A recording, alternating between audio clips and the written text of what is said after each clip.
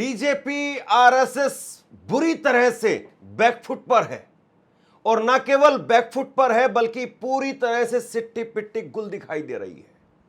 मोहन भागवत से सीधा सवाल पूछा गया मंदिर चोरी मामले में। मोहन भागवत से वैसे कोई सवाल करता नहीं है, याद रखिए इस बात को, लेकिन मोहन भागवत से किसी तरीके से दबी जुबान में सवाल कर लिया और मोहन भागवत राम राम राम राम कह करके निकल गए। पहली बार बीजेपी आरएसएस हिंदुत्व के मुद्दे पर बहुत बुरी तरह से बैकफुट पर है। सिट्टी पिट्टी गुल हो गई है इनकी। यह तस्वीर आप देख लीजिए। मोहन भागवत कायदे से उनको सिक्योरिटी मिली हुई है। अब ना जाने वो कौन से बड़े संवैधानिक पद पर है, लेकिन उनको सिक्योरिटी मिली हुई है और सिक्योरिटी भी एडवांस लेवल की सिक्योरिटी है। और मोहन भागवत से रिपोर्टर ने जब वो निकल रहे थे तो उनसे एक सवाल कर लिया कि साहब बहुत सारे राम भक्तों की भावनाएं आहत हो रही है अयोध्या में राम मंदिर चोरी को लेकर के। कुछ नहीं बोले, खामोश, राम राम, बस यही कह करके किसी तरीके से निकल गए, जैसे तो सुना ही नहीं। कायदे से जिन लोगों को बोलना चाहिए, बताना चाहिए, वो सुन ही नहीं रहे हैं, अनसुना कर दे रहे हैं। कल मोदी जी ने खामोशी बरती। राजस्थान में थे नरेंद्र मोदी साहब, मंच पर बोल रहे थे, बड़ी बड़ी बातें कही। फिर उसके बाद में गुजरात चले गए और गुजरात में जाकर के मोदी साहब ने कहा कि भाई मैं जो कुछ करता हूं बड़ा बड़ा करता हूं, मूर्ति बनाता हूं तो ऐसी बनाता हूं कि दुनिया में सबसे बड़ी मूर्ति बना डालता हूं। और गुजरात में 20 करोड़ वहां पर सेमीकंडक्टर चिप्स बनेंगी, उसको लेकर के उद्घाटन किया। बड़ी बड़ी फैक्ट्रियां गुजरात में लगती हैं, समझिए जरा इस बात को भी।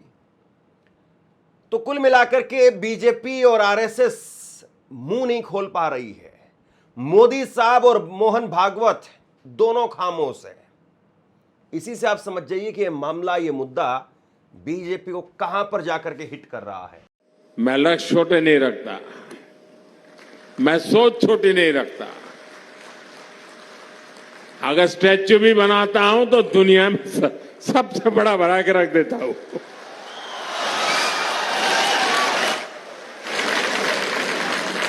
और जैसा सुवेश जी ने कहा, सुनते हो ना विनोद, काम बोलता है।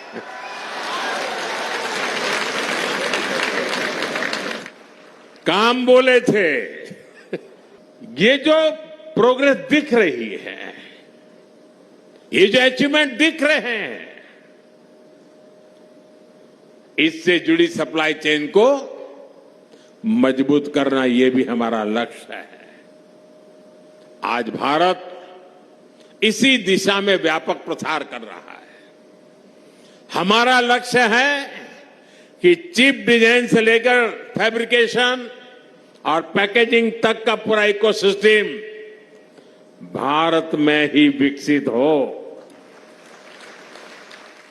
अब देखिए, ये जिस तरीके से मोहन भागवत ने यहां पर चुप्पी साधी, ये अपने आप में बहुत कुछ कहती है। बोलने के लिए बीजेपी और आरएसएस के पास में कुछ है नहीं, और एसआईटी के नाम पर भी किस तरीके से क्या कुछ जांच चल रही है, पूरा देश इस बात को भली भांति देख रहा है। और बड़ी हैरान करने वाली बात यह है कि अब वीएचपी के लोग वो कह रहे हैं कि प्रियंका गांधी के बयान दर्ज करवाए जाए।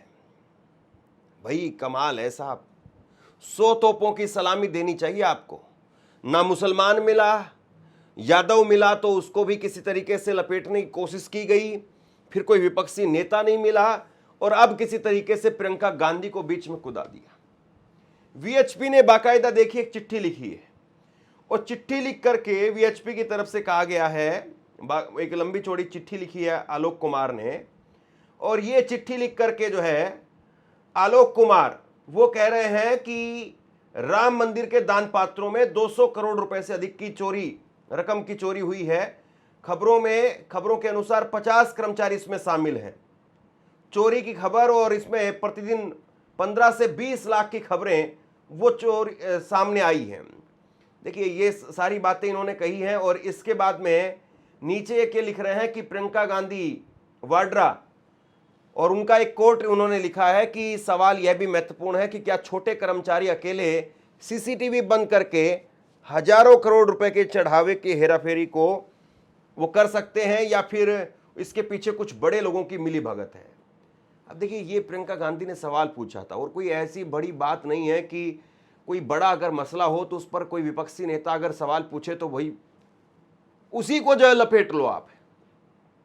और ये सामान्य सी बात है कि भाई अगर मंदिर में चोरी हुई है तो इसके पीछे बड़े लोग हैं, धन्ना सेठ है या छुट भैया लोग हैं। सामान्य सी बात है, सिंपल सी बात है। और आप देखिए साहब, किस तरीके से जो है वो राम मंदिर के मामले में, चोरी के मामले में अब प्रियंका गांधी, और इसके साथ साथ उन्होंने चिट्ठी में जिक्र किया केजरीवाल का भी, कि इन दोनों के से जो है वो पूछताछ हो, इनके बयान वो इसमें दर्ज किए जाए। रामगोपाल यादव का जिक्र है, संजय सिंह का जिक्र है, और यह भी कहा गया कि भाई इन्होंने घोटाले की राशि अलग अलग बताई है। मतलब कोई अपना माथा पीट ले इनकी स्टेटमेंट को देख करके। ये कह रहे हैं कि भाई घोटाले की राशि अलग अलग क्यों बता रहे हैं, एक ही क्यों नहीं बता रहे हैं।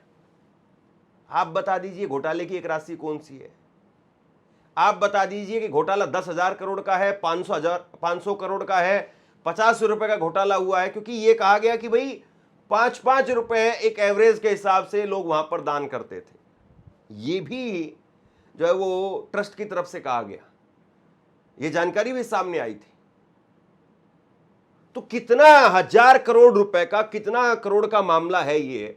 1 करोड़ रुपए का है, 2 करोड़ का है, 10 करोड़ का है, 50 करोड़ का है, 500, 1,000 करोड़ का है, कितने करोड़ का है ये बता दीजिए, आप उसी को कोट करेंगे। मतलब अब विपक्षी नेता वो भी आपसे पूछ करके करें, कमाल है साहब। और इसके बाद में देखिए आप, इसके बाद में अब वीएचपी जो है वो 18 और 29 तारीख को, 18 से 29 तारीख को एक बैठक कर रहा है। वीएचपी की एक बैठक हो रही है और दिल्ली के अंदर ही बैठक हो रही है। पहले जो है ये बैठक 25 से 29 के बीच में होनी थी, लेकिन 18 से 29 के बीच में बैठक होगी। इस बीच में 20 तारीख से लेकर के और 21 तारीख तक संसद में मानसून का सत्र भी चलेगा। अब नरेंद्र मोदी साहब वहां पर भी आपको पता है कि नदारद रहेंगे। और सवाल यह है कि चंपत राय को बचा कौन रहा है। चित्रा त्रिपाठी, उनका एक इंटरव्यू होता है, चित्रा त्रिपाठी इंटरव्यू लेती हैं आलोक कुमार का, और उसमें आलोक कुमार वो कहते कि विनय कटियार उनकी मेंटल हेल्थ ठीक नहीं है, मानसिक तौर पर ठीक नहीं है। अब चंपत राय को लेकर के उन्होंने खुलासे किए थे विनय कटियार ने कि चंपत राय जो है वही असली आदमी है, इसको जेल जाना चाहिए, ये जेल जाएगा, इस तरह की बातें उन्होंने कही। अब आलोक कुमार कह रहे हैं कि साहब ये चंपत राय की तबीयत ठीक नहीं, उनकी हालत ठीक नहीं, और चित्रा त्रिपाठी भी सुर में सुर मिलाती है। मतलब वो आदमी जो सवाल पूछे, वो आदमी जो आपके ऊपर सवाल खड़े कर दे, हर उस आदमी को आप पागल घोषित कर दोगे। कमाल है साहब। विनय कटियार ने अभी 2 दिन पहले कहा कि रात को 1 बजे प्रधानमंत्री का मेरे पास फोन आया, और रात को 1 बजे प्रधानमंत्री ने मुझे फोन करके कहा कि भाई ये क्या गड़बड़ हो गई, अब क्या क्या देखना पड़ेगा। उन्होंने कहा कि मैं जाकर के सब देखता हूं। और अब जो है वो विनय कटियार को ही एक तरीके से पागल घोषित करने की जो बात हो रही है। कितना गिरेंगे ये लोग, कितना, किस हद तक गिरेंगे।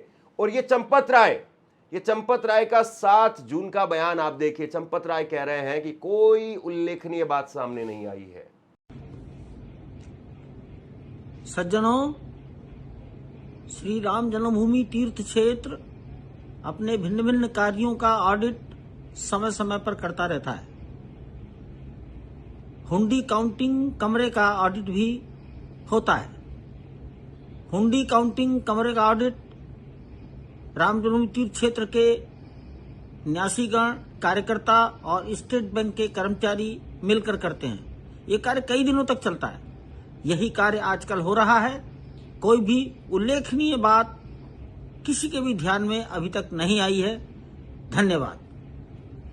इस मामले के अंदर जिसमें चंपत राय क्लीन चिट दे रहे थे, इस मामले के अंदर अभी तक जो सरकारी खबरें हैं, जो सरकारी सूत्रों के हवाले से जो चीजें निकल करके सामने आ रही है, 80 लाख रुपए की बरामदगी हो चुकी है। देखिए आप अपनी स्क्रीन पर, अविनाश शुक्ला 20 लाख रुपए इनसे पकड़े गए। करुणेश पांडे 18 लाख रुपए पकड़े। अनुकल्प मिश्रा 16 लाख रुपए पकड़े। लवकुश मिश्रा 14 लाख रुपए पकड़े। रमाशंकर मिश्रा 7 लाख रुपए इनसे पकड़े। मनीष यादव 2 लाख रुपए इनसे पकड़े और रमाशंकर यादव 1 लाख रुपए इनसे पकड़े। कुल अभी तक 79,85,000 रुपए की बरामदगी हो चुकी है। अविनाश के पास में 1121 अमेरिकी डॉलर, 2 सोने की चेन, 1 अंगूठी और चांदी जैसी धातुएं भी मिली है। बताइए क्या कहा जाए, खुली लूट हो रही है और किस तरीके से लूट हो रही सबके सामने है। सबसे बड़ा सवाल यह है कि जिस तरीके से ये खबरें निकल करके सामने आ रही है, इसके बाद में कुछ ज़्यादा कहने की ज़रूरत नहीं है। और इस बीच में कल एक खबर मैंने आपको बताई थी, 5 करोड़ रुपए की 1 किलो सोने की रामचरितमानस वो गायब हो गई। स्क्रीन पर जरा तस्वीर देखिए। ये रामचरितमानस, वो पूर्व एक आईएएस अधिकारी ने रामचरितमानस चढ़ाई थी। ये आईएएस अधिकारी वो खुद गृह सचिव रह चुके हैं और इन्होंने 1 किलो सोने की ये रामचरितमानस 5 करोड़ रुपए की चढ़ाई थी और ये फिलहाल गायब है। ये आईएएस अधिकारी चंपत राय पर सवाल खड़े कर रहे हैं। ये इंडिया टीवी को भी इन्होंने इंटरव्यू दिया जिसमें कहा है कि चंपत राय ने मुलाकात के लिए मुझे 9 घंटे इंतजार करवाया। एक आईएएस अधिकारी है जो सेक्रेटरी लेवल पर काम कर चुका है, उस आदमी को चंपत राय घुमाता रहा। इस आदमी ने, इस शख्स ने, इस पूर्व आईएएस अधिकारी ने अपनी माताजी के गहने गला करके 5 करोड़ रुपए की कीमत वाली 1 किलो 24 कैरेट शुद्ध सोने की रामचरितमानस वो भेंट की थी। कुछ दिनों तक उसको गर्भगृह में रखा और उसके बाद में गायब हो गई।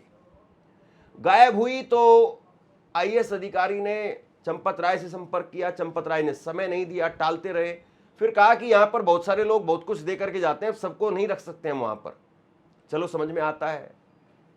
लेकिन उसके बाद में उन्होंने गोपाल राव से बात की, उसके बाद में उन्होंने निपेंद्र मिश्रा से बात की, उसके बाद में उन्होंने बात की उत्तर प्रदेश में गृह सचिव से बात की, मौजूदा गृह सचिव से, और उन्होंने कहा कि भाई भूल जाओ, अब तुमने मंदिर के अंदर दान चढ़ा दिया, वो दान चढ़ गया, भूल जाओ, उसके ऊपर बात मत करो।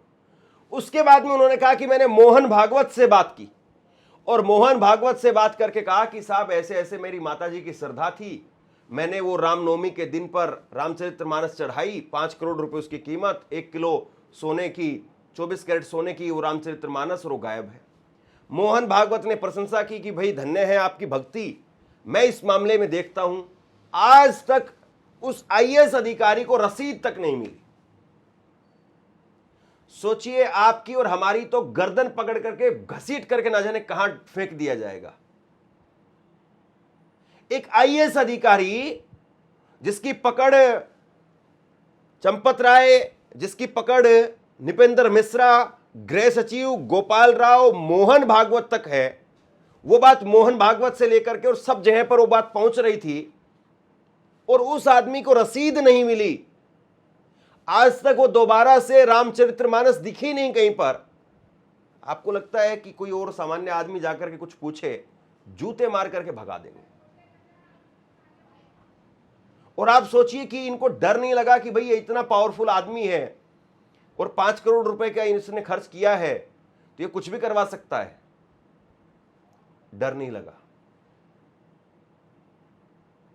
और आप देखिए कि अब जो है चंपत राय की एक वीडियो फिर से वायरल हो रही है जिसमें चंपत राय कह रहे हैं कि भाई चांदी के फूल क्यों लेकर के आ गए। एक शख्स जो है चांदी के फूल लेकर के चला गया था, 1000 चांदी के छोटे छोटे फूल लेकर के चला गया। तो उन्होंने कहा कि मैं माथे में मारूं चांदी के फूल को, कल को कोई जो है वो आएगा गला काट करके ले जाएगा पैसे। एक तरीके से वो इनडायरेक्टली कह रहे थे पैसे क्यों नहीं चढ़ा दिए। बिल्कुल सही। क्यों देगा 1000 गुलाब के फूल चांदी श्रद्धा है। काय की श्रद्धा, मैं क्या करूँ श्रद्धा। चांदी के फूल हैं 1000, तो मैं क्या बेचूं? नहीं तो क्या करूं? आप ही सोच कर बताओ। ईश्वर प्रेरणा से कहीं ना कहीं उसको भी स्थान मिलेगा। क्या मिलेगा? सर अयोध्या धाम में आगे हम लोग धन्य हो गए, बस ये हम लोगों ने मनाया। अयोध्या में दर्शन काट कर पैसा ले लेते।